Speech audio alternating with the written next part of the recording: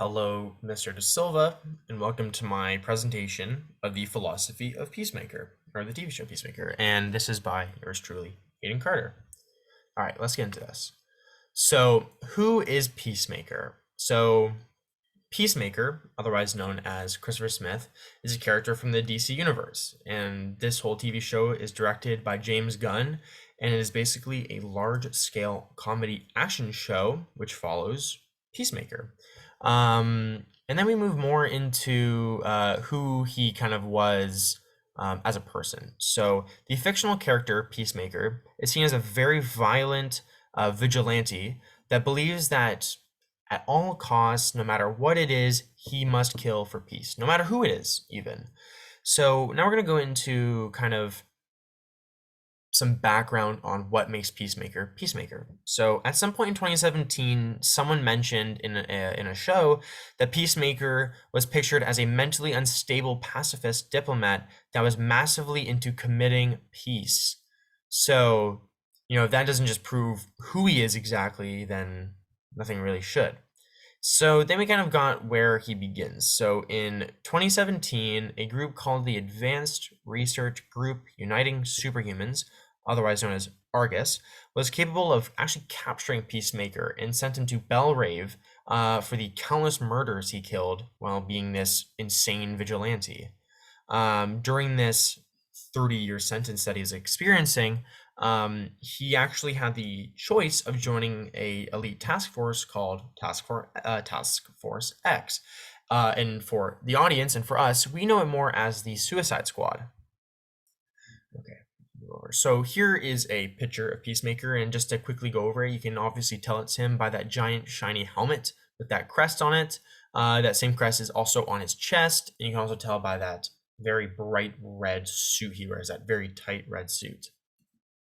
Okay, so Peacemaker Squad and other characters. So after being subjected to a team of 5 members in the TV show, Amelia Harcourt, John Economos, Clemson Mern, Vigilante aka Adrian Chase, and Leota Abadeo, if I pronounced that right.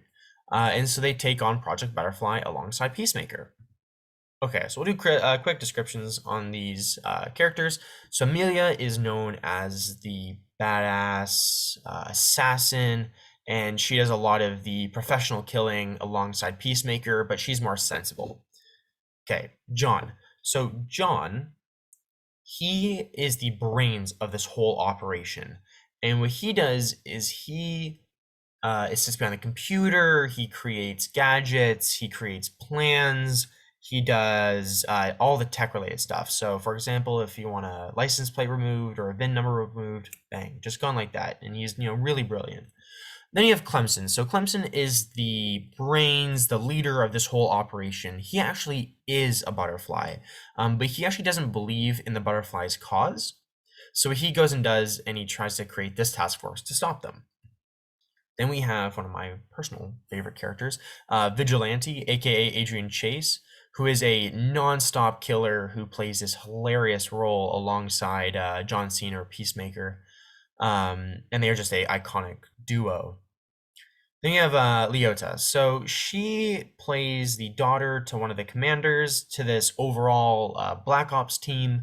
And she basically it's a transition story between her being the outsider and not part of this team and not wanting to kill, to being a valued member of this team. And describing all these characters really just shows how Peacemaker was turned from his original self to his most recent self.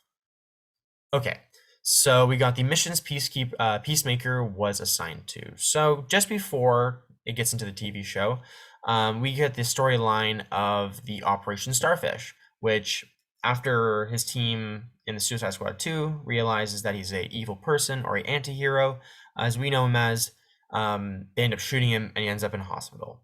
And then that begins the start of our TV show, where the group of vigilantes go into a dark ops mission called Operation Butterfly. And so the whole concept of this is to stop the invasion of these butterflies. And they are an alien species that specialize in taking human minds as hosts and disguising themselves as other humans. And they do this because they want to, for example, they would want to become a politician so that they could help the environment, right? They're going to push for more of that environmental rights. So you get, very big players, big humans, you got these butterflies going towards them. Okay, why did I choose this topic? So I basically chose this topic because I believe that, when I was on TikTok and, other social apps, I saw clips of it and it looked amazing. It looked really funny. And I just decided from then on that it would be a great topic to talk about. And as well, when I watched it for the second time, I didn't realize that there was that many concepts that I didn't know about, right? There was all these things that, that just slide right past your head and your mind. And I thought it'd be a perfect to talk about because there's quite a lot with it. All right, so the philosophers and philosophies in question. So the man you see on your right is our good friend Thomas Hobbes. So I added his birth and death date there. So our primary philosopher for Peacemaker is Thomas Hobbes. He is an English philosopher who is considered to be one of the founding fathers of modern day philosophy. He's achieved many significant fronts, such as his book, The Leviathan, which came out in 1651. And a very important point to our topic today is his idea of the social contract. And then we now look at our good old friend on the left. So our friend on the left is Immanuel Kant. So our second philosopher that can be applied to Peacemaker is Immanuel Kant. He is a German philosopher who has explored subjects such as epistemology, metaphysics, ethics, and aesthetics, making him a very influential figure to this realm we call philosophy, and especially his idea of utilitarianism and all that comes with it, because it really shows who Peacemaker is as a person. Okay, let's start with Kant's idea of utilitarianism. So the concepts of Immanuel Kant's rule utilitarianism, and Jeremy Bentham's act utilitarianism both relate to Peacemaker's actions within the TV show. So for Peacemaker, there's actually a switch between these two philosophies, giving him a different mindset of how he can achieve peace in his country. So he starts off as act, and he actually basically throughout the show, and as we know him, he becomes more of a rule utilitarianism kind of person.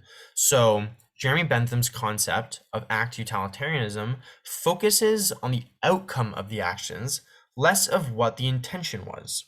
So this relates to Peacemaker because his killings for peace, right, can be seen as a bad action, right? Because he's killing all these people, right? And that's never something good, especially someone who's not part of the government. He's just doing this on his own free will. But in his own mind, right, it's good and it's moral because he believes that he's doing it for the betterment of his country and for everyone around him. And then we have Kant's belief. So this is the second half. So Kant believed that it wasn't about the moral value, but it was actually which result bears the greatest good for the amount of people, for the most amount of people, right? So whatever action you do, no matter how stupid, no matter how crazy, as long as you really get that final action, that final amazing action, it doesn't matter. So this can relate exactly to Peacemaker because Peacemaker commits all these actions basically for the greater good. And at the end, he kind of pushes it to the side. Okay, so I've got two clips here I'm going to show you. So I'm going to show you one and then kind of give you some background to it. I cherish peace with all my heart. I don't care how many men, women, and children I need to kill to get it. So as you can see in that very short little clip, you can even read the subtitles there. Peacemaker kills an extreme amount of people, including children, all in the name of protecting the world and protecting peace as it is. So in his mind, killing is just, right? But nonetheless, his actions are horrible. So he believes that, he cherishes peace so much that he will kill anyone, which means his mind thinks that, peace, but his actions are terrible. Okay, now I'm going to show you this second clip. And so killing anyone for peace is act utilitarianism. And this is going to be... It might be a bit gruesome, so be careful, sir. For peace.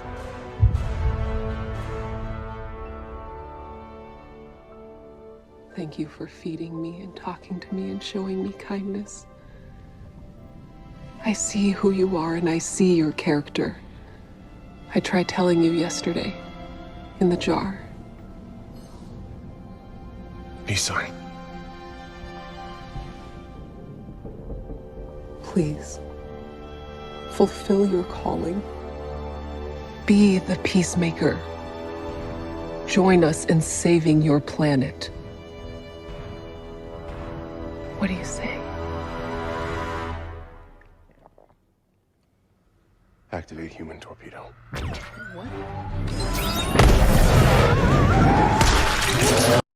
So in that kind of, funny-ish scene, we see that he actually puts his morals aside, right? He likes this character, and he actually puts his morals aside of killing all these bugs and all these people who are just trying to survive after hearing this whole speech. But he believes in his own mind that to preserve this peace, he must kill all these butterflies. So I find this one's a bit interesting. Okay, so now arguments and challenges. So this is more so Immanuel Kant's deontology. So this really focuses on counteracting Jeremy Bentham's idea. So actually, what he is now. So deontology follows the theory that actions are good or bad in conjunction with a set of laid out rules. It is the practice of prioritizing duty above all, despite the consequences they may carry. Deontology is, in essence, doing what is right, and in contrast, utilitarianism is doing what is good. So there's really different things, right? So do we think that Peacemaker is doing something right? He's not. Like, I guess he's in some way you can argue, but the way he's achieving it is not right. So there's kind of a little counter argument for that. So now we're going to kind of go into Hobbes's social contract. So Thomas Hobbes created the social contract in his signature book called the Leviathan, which was created in 1651. Hobbes had the belief that everyone in society was trying to survive and take for themselves as much as they could, literally all the time. Thomas Hobbes kind of quoted that these people are solitary, poor, nasty, brutish, and short, which is on page 78 of the actual book of the Leviathan. People then would morally create this code called the social contract theory, which meant that groups of people agreed to live and give over their liberty and rights to a sovereign power, kind of just to allow them to take over. And so this higher power then only had one goal, and it was to kind of maintain the peace and safety of that group of people. And so Thomas Hobbes actually called that higher power a Leviathan. That was his example for it. And so as you can see there in the bottom right, that's kind of just a little picture of what the Leviathan kind of looked like in his mind. Okay, so how the social contract theory applies to Peacemaker. So this is a bunch of different, ways that it connects. So Peacemaker believes that since the social contract isn't actually fully set in stone, that there could be some wiggle room to break this concept and keep fighting for peace. So because it's not set in stone, he can kind of go on and do his own thing. Peacemaker also doesn't maybe not trust the people who are in authority, right? He might not trust the government to get the job actually done. So he becomes the maker of the peace. He becomes, right, this like power to help the people himself because he doesn't believe that no one else can do it. And then from the people's perspective, right, we as people are always going to be threatened, right? That's what he was talking about. So we're going to look for that one higher person to protect us. So in theory, the higher authority could be Peacemaker, right? So Peacemaker could be that Leviathan who is, right, in the show, right? He saves the whole world. So he is that protector of the people. He is seen as that Leviathan. Okay, so now we've got Rousseau's idea of the social contract. So this is a different way of looking at the social contract. So Rousseau had some other thoughts when it came to the social contract. He believed that everyone was healthy, happy, good, and free, and thought that the government should not have a grasp on the people. And so, there was some introduction of private property, and had Rousseau believed that it was one step closer to the inequality of government control. So, he kind of just believed that, there was no need for this government presence among the people. The people could really just handle themselves, fine. Kind of just let them be, let them in their own private property, and they will be okay by themselves because they are healthy, happy, good, and free people, right? They see, he sees the good in them. Okay, so now we're going to kind of move more into the personal section. So my opinion on Peacemaker.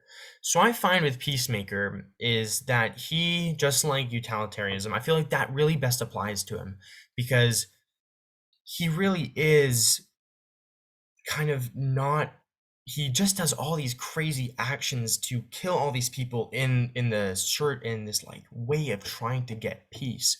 And in reality, there's no way you're going to be able to achieve it by killing all these people, right? Because that's why he gets sent to jail. He's not, there's no rules bound to him. He is just this vigilante that kind of just kills on his own free will. And it is, I feel like there is definitely room for him to improve, and I feel like maybe switch up on some of the philosophies that he believes in himself, and maybe think of some other ways he can achieve peace in a better way. Okay, so now we have the overall impact of Peacemaker in the present and future. And so I feel like when it comes to how we see Peacemaker, I feel like it gives us the impact that we can't achieve peace through violence, especially in grotesque, insane violence. I feel like the show really over dramatizes it because it's supposed to be funny, but I feel like when it comes to the future of our, like, of ourselves, of as people, we shouldn't rely on what Peacemaker believes, and we should kind of see how Peacemaker is and maybe change, right, how he achieves, right, this peace, like with Ukraine and Russia, right? It doesn't have to come down to like a war, right? Like we can achieve the peace in maybe in a different way other than violence. Obviously, there's nothing we can do, but that's kind of my overall thought. Okay, so why Peacemaker is dope and why we should care about it. Peacemaker is, like I was saying before, kind of like a loose cannon type of vibe, but I feel like Peacemaker is just a crazy cool character. Like I feel like he really achieves his goals, maybe not in the best way, but I feel like we should really take into depth what is actually happening, what is actually going on in this whole story. Because after, for me, taking a really deep depth in this whole idea of peace and how we can preserve it, right, and become the maker of this peace, I feel like it's just we need to watch how it is. And these two philosophies that I talked about earlier really prove on how Peacemaker might not be our best option. And I feel like we should really care about how we achieve even peace in our own life, right? So, all right, let's move on. I'm gonna ramble about the same thing forever. So here's some questions I'm just gonna throw out. I'm gonna give two questions to the class. I guess this might not be presented to the class, but maybe to you, sir, to think about. So, do you think Peacemaker is just for killing all his victims? So, I can answer that myself, but maybe spend some time thinking about it. And then another one is, in what ways could Peacemaker achieve his goal in a maybe more legal way and maybe in a more appropriate way? Again, I don't think we're going to see that from Peacemaker, but I feel like, he was a diplomat before, and maybe there is a better way he can do it. So, and is there, I guess, any questions for you, sir, that I can answer, or maybe to the class? I don't know where this is going to be shown, but yeah, and thanks for watching. I really enjoyed talking about this subject. I spent a lot of time looking at it and a lot of time researching, and really taking a deep depth into the show, and I really love this project, and I really suggest it for future purposes. So here is my bibliography for all my websites that I used, and then here is the bibliography just for the photos. Yeah, I want to thank you so much, sir, and